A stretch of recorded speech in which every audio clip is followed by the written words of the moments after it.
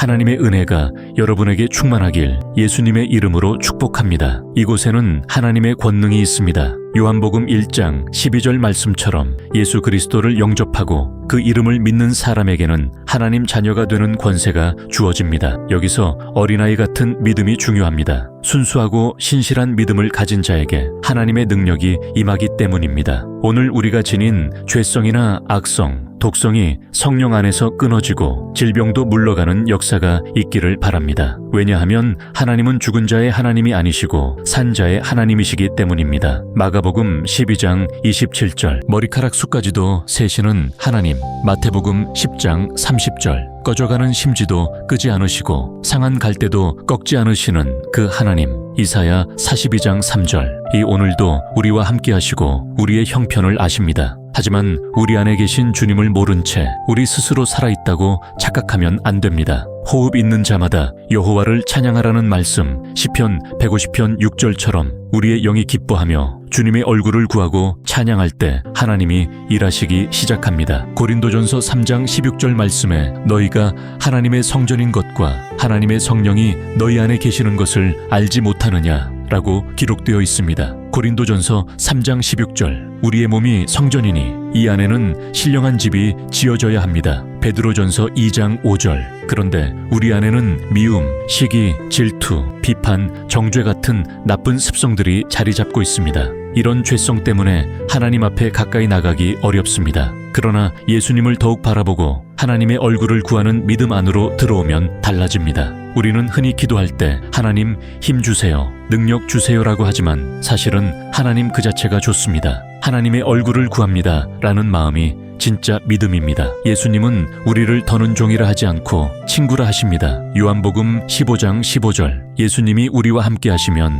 불가능이 가능케 됩니다. 그 믿음은 내 안에서 예수 그리스도를 인정하고 미움과 정죄가 아닌 겸손과 사랑을 택하는 마음에서 나옵니다. 판단이나 정죄는 나의 권한이 아니라 하나님의 고유 권한이며 우리는 사랑하고 섬기고 헌신하도록 부름받았습니다. 로마서 12장 19절, 요한일서 4장 7절 8절 참고 사도 바울도 로마서 7장에서 죄로 인해 고민하며 오호라 나는 공고한 사람이라 이 사망의 몸에서 누가 나를 건져내랴 로마서 7장 24절 라고 외칩니다. 하지만 결국 예수 그리스도로 말미암아 감사하다고 고백합니다. 로마서 7장 25절 그 다음 로마서 8장 1절 2절에서는 그리스도 예수 안에 있는 자에게 결코 정죄함이 없고 생명의 성령의 법이 죄와 사망의 법에서 우리를 해방하였다고 선언합니다. 로마서 8장 1절 2절 우리도 성령의 법이 우리 안에서 역사하도록 죄성과 악성을 뽑아내 달라고 하나님 앞에 기도해야 합니다. 아브라함이 자기 아들 이삭을 번제로 바치라는 말씀을 받았을 때 그는 갈등보다는 하나님의 신실하심을 믿고 담대히 모리아산으로 올라갔습니다. 창세기 22장 왜냐하면 이전에 이미 하나님을 제대로 만났고 하나님의 약속을 신뢰했기 때문입니다.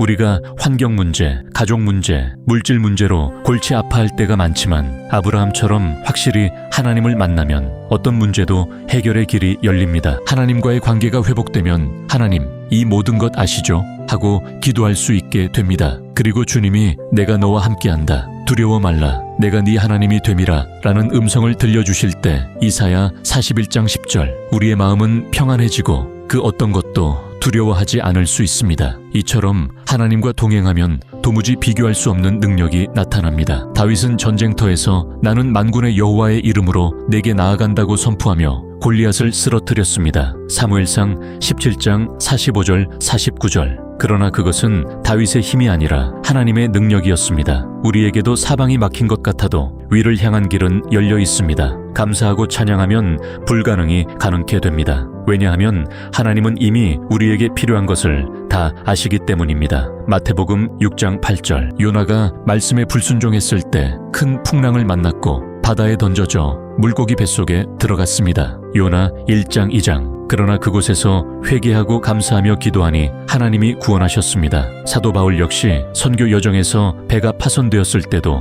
하나님께 기도했고 탑승 인원 전원이 살아남는 기적을 경험합니다. 사도행전 27장 그러므로 우리 역시 어떤 상황에서도 감사와 순종으로 나아갈 때 하나님이 일하심을 보게 됩니다. 중요한 것은 교회에 다닌다, 성경을 읽는다, 예배 드린다라는 형식만으로는 부족하다는 것입니다. 우리 몸이 성전이니 그 안에 정말로 신령한 예배가 드려지고 있는지가 핵심입니다. 찬양은 마귀와 싸우기 위한 것도 좋지만 궁극적으로는 하나님을 높이고 경배하는 것입니다. 주님의 위대하심을 선포하는 찬양 속에서 우리의 죄성은 뽑혀져 나가고 영적인 눈이 열리며 감사와 행복이 넘쳐나기 시작합니다. 우리가 이 땅의 것만 구하면서 돈 주세요, 문제 해결해 주세요 라고 하면 그것은 아직 성장하지 못한 기복적 수준에 머무는 것입니다. 하나님은 이미 우리의 필요를 다 아십니다. 마태복음 6장 31절 32절. 그러니 하나님, 당신의 얼굴을 구합니다. 주님을 더 알고 싶습니다. 나의 교만과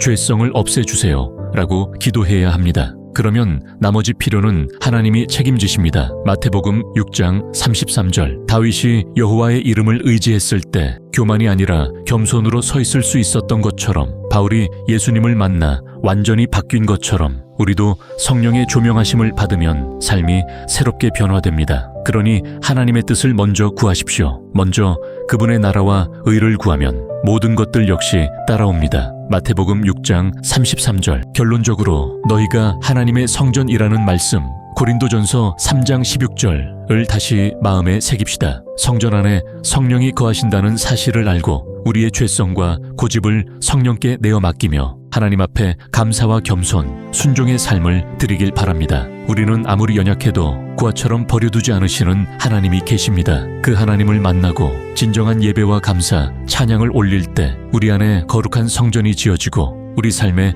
능력의 역사와 평안이 임하게 될 것입니다.